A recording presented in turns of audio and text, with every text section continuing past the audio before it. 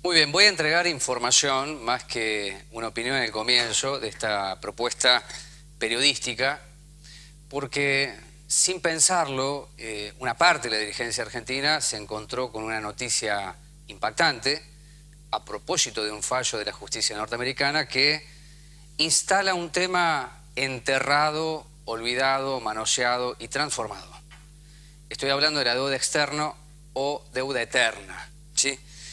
El 2 de octubre del año pasado, a raíz de un juicio iniciado por el fondo especulativo NML, se van a acordar muchos porque el gobierno de Ghana acató la decisión de la justicia norteamericana y ordenó el embargo de la fragata Libertad. De ese acontecimiento muchos deben tener registro.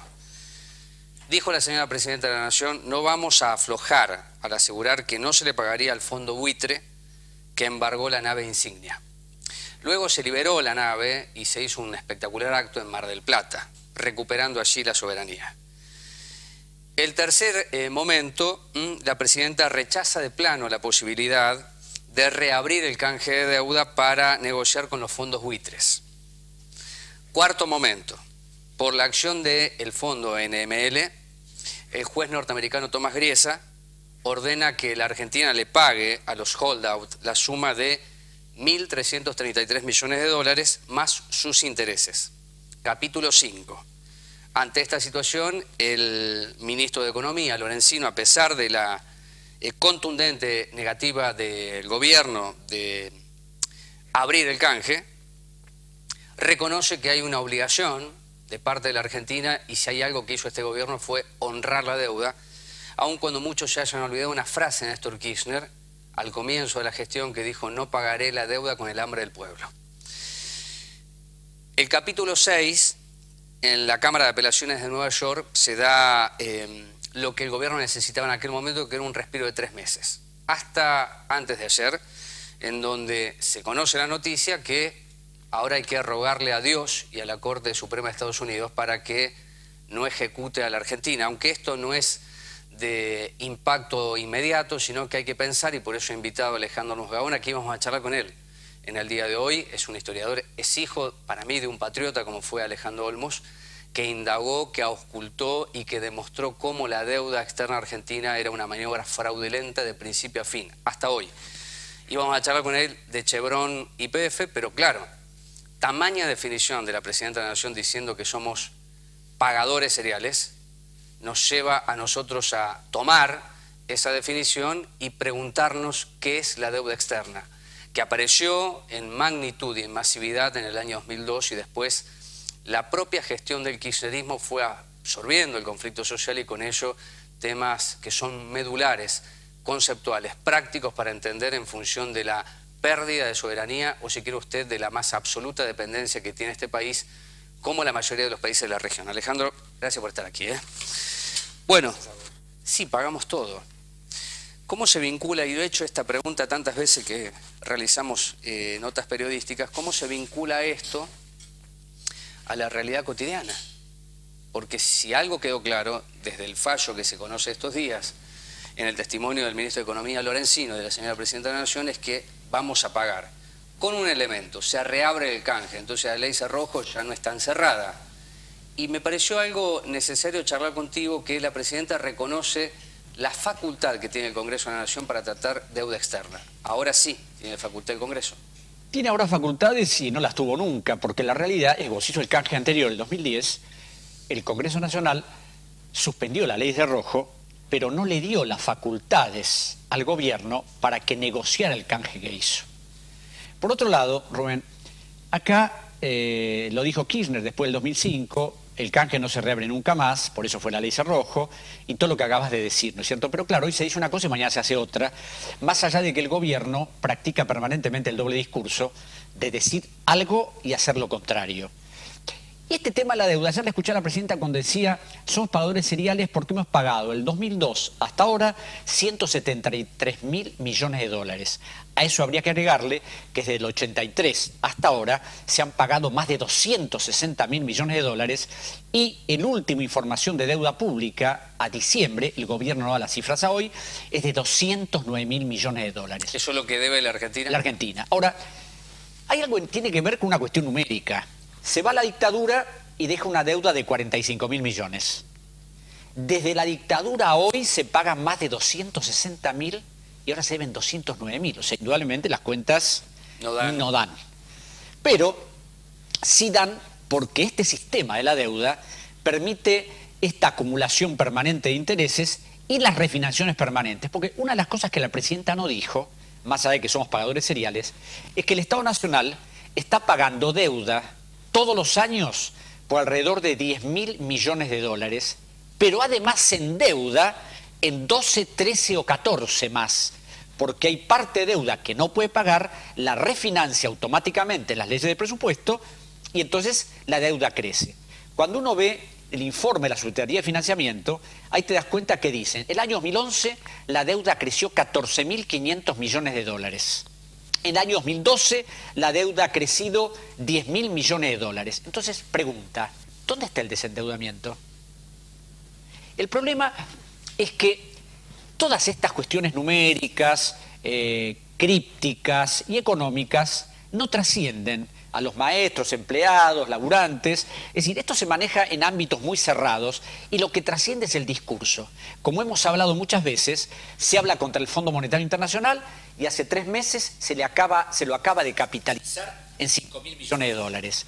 Se habla contra el Banco Interamericano de Desarrollo y en 2011 la presidenta hace un elogio a través del documento no público, diciendo que el Banco Interamericano quiere terminar con la pobreza, promover el pleno empleo y hay que capitalizarlo. ¿En cuánto? 7.558 millones de dólares. Es decir, hay dólares para pagar la deuda, para los organismos multilaterales, pero no para solucionar los graves problemas que tiene la Argentina. Vos dijiste recién algo que me parece necesario ahondar. Hablaste del sistema de la deuda. El sistema se ejecuta, funciona más allá de quiénes son los protagonistas que están ejerciendo cargos públicos, ¿yo me equivoco? Claro, porque el sistema es un sistema operativo muy bueno. Y mira, hay una reunión muy reservada que se hizo en el año 1983 que participó Alan Greenspan, Valery Giscard d'Estaing, Henry Kissinger, y ahí plantearon, primero, hay que establecer distintos criterios de soberanía. Los estados ya no tienen que ser tan soberanos. Segundo, hay que establecer la posibilidad de la quiebra de los estados para poder efectuar canjes de deuda y que los acreedores se queden con empresas públicas. Porque esto lo dijeron públicamente y se emitió un documento que lo emitió Robert Horman, uno de los ejecutivos de Goldman Sachs, que fue designado por Rockefeller para una comisión de la deuda latinoamericana. Y ahí plantearon lo que iban a hacer con la deuda en el futuro y lo están cumpliendo inexorablemente. Esto significó modificar el sistema jurídico, cambiar el concepto de soberanía. Ahora las soberanías son resignables, un país renuncia y el doctor Kirchner y la señora en el canje del 2010 en todos los bonos dice el Estado argentino renuncia a oponer la defensa de inmunidad soberana en cualquier acción que se ejecute. Entonces, claro, cuando vos renunciás a la soberanía, cuando no te sabés defender, y esto es importante señalarlo, porque diría que casi nadie lo conoce, excepto los que estamos en esto, y es, ¿quiénes nos defienden en Nueva York? Argentinos. Norteamericanos. El estudio Cleary, Gottlieb, Tinney, Hamilton. ¿Quién es ese estudio? Es un estudio que fue contratado por Carlos Menem en 1989 y que intervino en todas las reestructuraciones fraudulentas de la deuda de la década del 90. ¿Al día de hoy es el mismo estudio? Es el mismo estudio. Así que monopoliza lo que es la negociación de la deuda externa argentina. Exactamente. Ahora, Cleary intervino en el Brady y emitió un dictamen estableciendo que los bonos que hoy se están ejecutando en Nueva York son bonos que responden al orden jurídico nacional e internacional. Ahora, ese estudio de abogados tiene la particularidad que son abogados, consejeros y asesores de los acreedores de la Argentina. Están de los dos lados. Están de los dos lados. Son asesores del Citibank, de un montón de grupos financieros. Y yo me acuerdo que cuando estaba en el Ecuador y le pregunté al presidente Rafael Correa quiénes sean los abogados del Ecuador, me dijo Cleary, Gottlieb, Tinney, Hamilton. Ahí le preparé un informe diciéndole, presidente, estos no pueden ser abogados del Ecuador, y prescindieron en forma inmediata de sus servicios. Ahora, estos abogados estuvieron trabajando durante toda la década del 90, participaron de todo lo que pasó en la década del 90, y cuando vino Duhalde, resolvió recontratarlos. Y después de la recontratación de Duhalde, cuando Kirchner emite el decreto 319 en marzo del 2005, el marzo del 2004, donde plantea los lineamientos generales de la reestructuración de la deuda, dice tres cosas fundamentales. En todos los contratos se va a renunciar a oponer la defensa de inmunidad soberana, se decide aceptar al estudio Cleary, Gottestin y Hamilton para que asesore a la Argentina en todos los procesos, y además se declara que todos los actos que celebre la Argentina son actos de lo que en derecho se denomina ius gestionis, no iure imperii, o sea, son actos de derecho privado, y la Argentina puede ser ejecutada en cualquier tribunal de cuarta de cualquier país del mundo. ¿Quiénes son o quién es el fondo especulativo NML? El fondo, mira, acá hay una cosa que yo he planteado cuando el gobierno habla de fondos buitres. Sí. Fondos buitres son estos, el fondo NML de Kenneth Dark, el fondo Aurelius, que es otro de los que ejecuta, pero también son buitres los que entraron en el canje del 2010. ¿Por qué? Ahora, ¿por qué la presidenta no dice que los del 2010 son buitres? Porque los que lideraron el canje fueron el Deutsche Bank, el Citibank y el Barclays Bank de Inglaterra. Ahora, otra cosa de la que no se habla es que ese canje del 2010 no fue una idea del gobierno. Estos tres bancos compraron bonos a precio vil, como los de NML, y establecieron la posibilidad de hacer una propuesta al gobierno. Bien, estamos hablando de los que quedaron fuera del canje de 2005. Exacto. O sea, reabren en el 2010 Reabren para el los 2010. que en 5 años compraron bonos para jugar a la timba especulativa. Exactamente. Sí. Ahora, ¿quién hace la propuesta al gobierno? Arcadia. Arcadia, la ¿Y consultora. qué es Arcadia? Una consultora constituida en el mes de enero del 2008 con un capital, del 2009, con un capital de 12.000 pesos y le propone al gobierno un canje de 20.000 millones de dólares. ¿Quiénes son los dos únicos socios de Arcadia? El doctor Echevarne, un destacado hombre vinculado al sistema financiero exterior norteamericano, y el doctor Emilio Campo. Ahora, Emilio Campo tiene la particularidad de que fue vicepresidente del Chase Manhattan Bank, está vinculado a todo el sistema financiero norteamericano y tiene algo que descubrí hace muy poco, que su suegro, el doctor Brooks, es nada menos que uno de los más prominentes abogados del estudio Milbank, Tweed, Hanley y McCloy, uno de los estudios más importantes de Estados Unidos, que fue el que preparó el Plan Brady y todos los contratos de deuda de la década del 90. Es decir, que estos tipos saben minuciosamente cómo es el sistema, cómo hacen estas propuestas que el gobierno argentino aceptó, y a través de una serie de cálculos económicos que me hizo llegar Claudio Lozano, pude ver que el canje del 2010 fue lo que decía Claudio, canje sin quita, porque por un lado el gobierno les descontó el 65% del capital que reclamaban, pero por otro lado les reconoció el cupón atado al PBI con efecto retroactivo, por lo cual una compensación. O sea, bonos comprados a $17, a 20, el gobierno les reconoció casi valor de 90. ¿Son buitres o no son buitres? Para mí sí, no tengo dudas. Si esto es un sistema, ¿es correcto que el gobierno reabra el canje? Ya lo reabrió en el 2010, lo reabre ahora frente a un fallo y...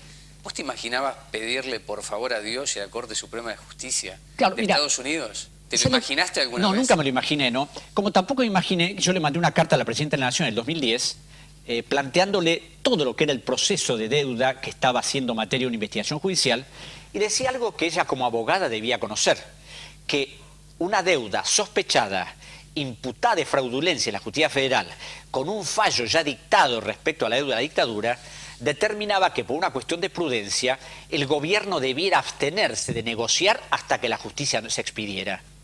A esto se suma que por un pedido efectuado por Pino Solanas, Claudio Lozano, Liliana Parada, Victoria Donda, todos los que en ese momento eran diputados del Interbloque de Proyecto Sur, se le pidió a la Justicia Federal que decretara la nulidad de toda la deuda de la dictadura y de sus consecuencias, en razón de que para el derecho administrativo y el derecho civil argentino, los actos ilegales e ilícitos son nulos de nulidad absoluta. El fiscal federal Federico Delgado, al que se le corrió traslado, dijo que el planteo era correcto y el juez, como son nuestros jueces federales, dijo, bueno, voy a tenerlo en cuenta para su oportunidad. Su oportunidad empezó en el 2011 y todavía no lo resolvió. A esto se suma que, ¿qué me contesta la presidenta? Yo hubiera preferido que me hubiera contestado un asesor, un secretario, como contestan, acuso recibo su nota de fecha tal. No, no, no. Me mandó una carta de 2 carillas haciendo un elogioso comentario sobre el trabajo hecho por mi padre, lo que habíamos investigado, y una frase me llamó la atención. Como el Congreso no ha hecho nada, nosotros no podemos hacer nada. En el fallo de Lozada, ¿no quedaba establecido que se tenía que crear una comisión bicameral? No.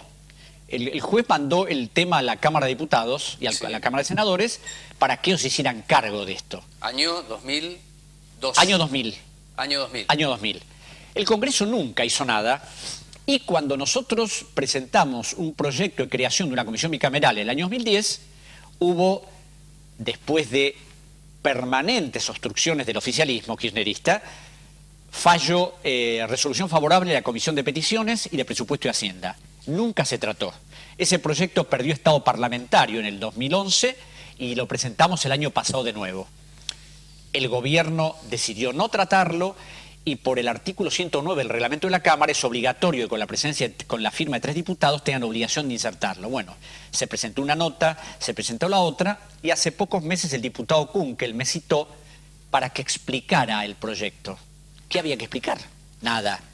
Como le dije, acá simplemente es no decir no pagar. Es decir, el Congreso Nacional va a hacer una auditoría de toda la deuda pública desde 1976 hasta ahora. Respuesta. ¿Sabe lo que pasa?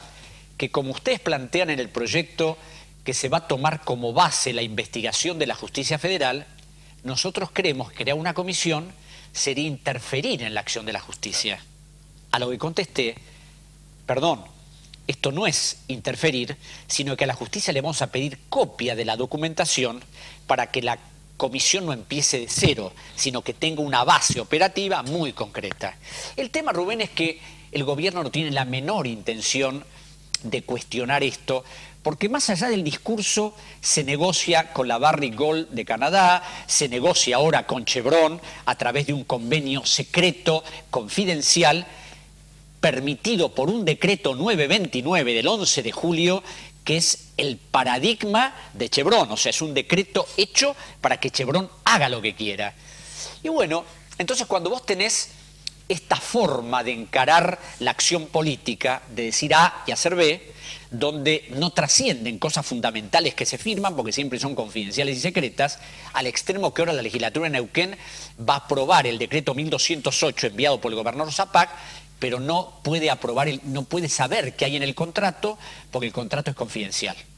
Ahora lo hemos intimado a Galuccio para que acompañe el contrato, no ha contestado y vamos a iniciar una acción legal para que lo exhiban, porque se supone que los actos de un gobierno democrático tienen que ser transparentes. Déjame preguntarte sobre el proyecto que va a enviar la presidenta. El oficialismo tiene el número, pero el radicalismo se ha expresado por la positiva. Es decir, hay un consenso generalizado en la clase dirigente argentina de que hay que pagar. Que hay que pagar, ¿sí? Hay que honrar la deuda. Exacto. ¿Correcto? Hoy casualmente estuve con un ex juez de la Nación, el doctor Salvador Lozada, que me decía, esto lo ha sostenido ya mucho tiempo antes, que hay un partido de la deuda. El partido de la deuda participan la Unión Cívica Radical, el Partido Justicialista, en todas sus variantes, algunos sectores de la oposición, el PRO, etcétera, el diario Clarín, La Nación, Miradas al Sur, Tiempo Argentino. Es decir, es como que hay una unanimidad que esto hay que respetarlo. ¿Cuál es el tiempo que tiene la Argentina? Porque, bueno, a pedirle a Dios, a la Corte Suprema norteamericana, yo decía en la presentación, no es algo de ejecución inmediata. Exacto. Pero ¿cuáles serían los riesgos si es que se sigue planteando por esta vía, descartando de plano, porque no escucho ninguna voz, por eso te invitaba y se dio justo el marco, no escucho ninguna voz que diga, no pagamos? Claro, mira, mi padre decía... Y quiero decir esto, cuando no se pagó, que fue aquella decisión que tomó Rodríguez A, que después vino la salida de convertibilidad, especificación y demás, fue el tiempo de expansión, porque exacto, lo que no se le pagó de deuda se invirtió en el mercado interno, es decir, y la Argentina no salió del mundo. Exacto. Se reinsertó. Exacto. Bueno, lo que pasa es que ahora se ha puesto como elemento fundamental para esta reapertura del canje el hecho de que como Kirchner al emitir los bonos se le puso una cláusula de acreedor favorecido en el caso de que el gobierno tenga que pagar a unos titulares de bonos la totalidad, como ha fijado la Corte de Nueva York. Se debe aplicar el mismo concepto para los que entraron en el canje 2005-2010. Claro, pero eso es muy discutible. ¿Por qué?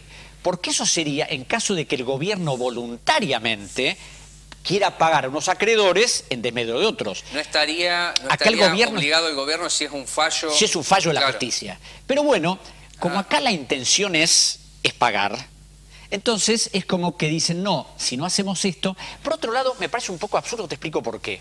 Si yo tengo una sentencia judicial que avala mi pretensión y que establece que me tienen que pagar todo, ¿a título de qué voy a entrar en un canje con una quita?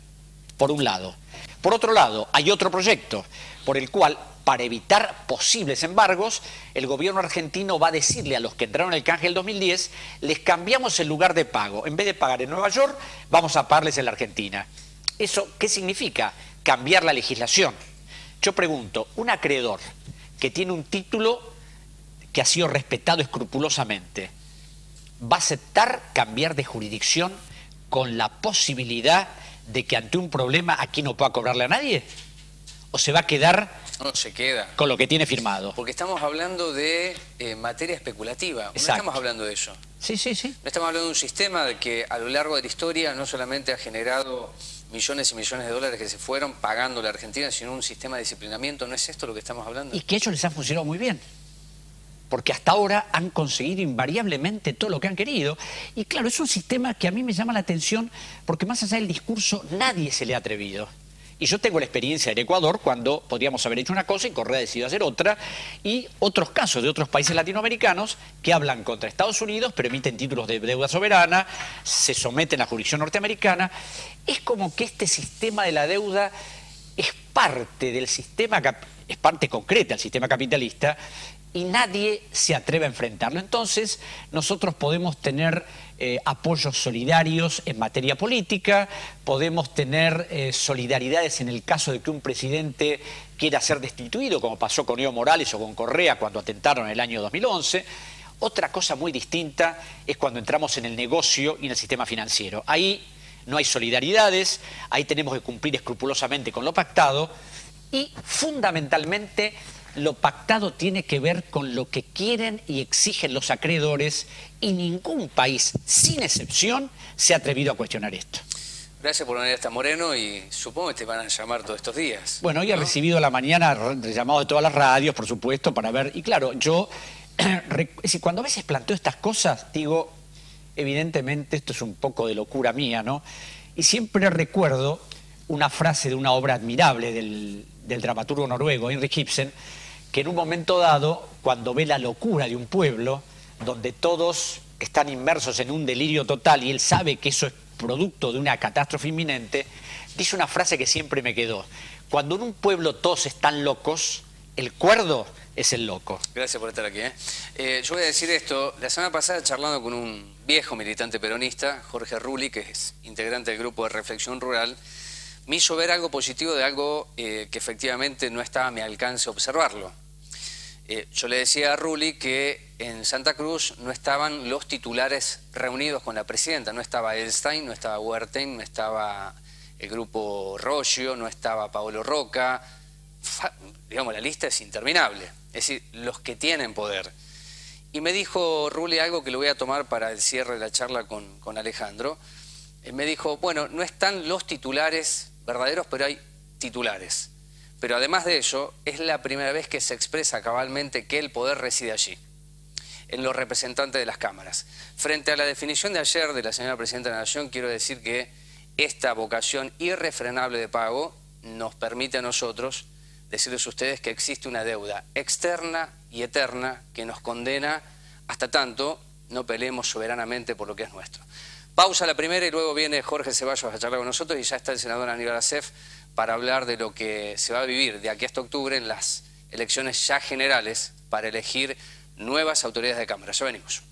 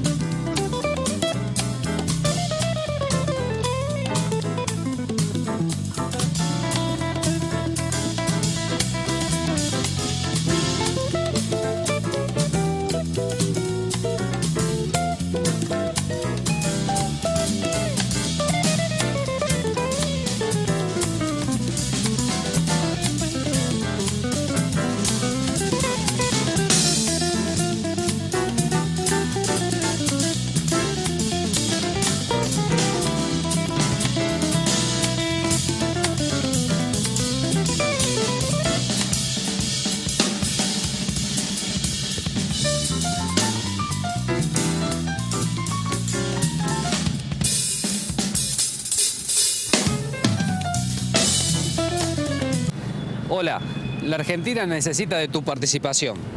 Por eso te invito a compartir un proyecto y afiliarte al Movimiento Libres del Sur.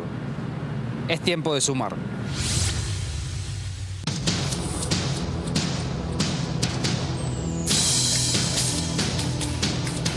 La Cámara de Diputados de la Provincia de Buenos Aires aprobó una nueva ley de procedimiento de adopción. La norma fija un plazo de 6 meses a los jueces para decidir sobre la situación de los menores en estado de vulnerabilidad. Trabajamos para que todos los niños puedan crecer y desarrollarse en el seno de una familia que los contenga y les brinde amor. Diputados, Provincia de Buenos Aires.